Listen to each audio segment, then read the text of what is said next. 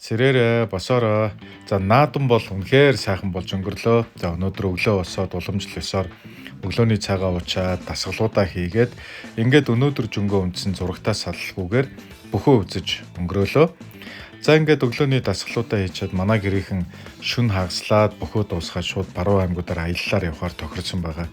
Ингээд дасгалаа дуусгаад бөхтөө хорогдсон ч гэсэн гэлээ гарч ачаа бараагаа цэгцлэхээр аав ах нартай нийлэн гараж руу явлаа. За ингээд буцаж ирээд бөхөө үдсэн 7-гийн даваа эхэлж байлаа.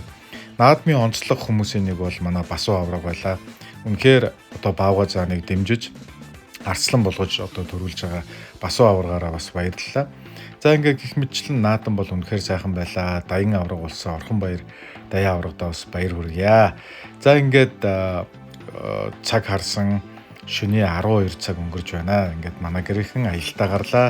За бүгдөө бас сайхан амарцгаарай гэж та бүхэндээ хэлье. Оройны дасгалаач гэсэн бүгдийг амжууллаа.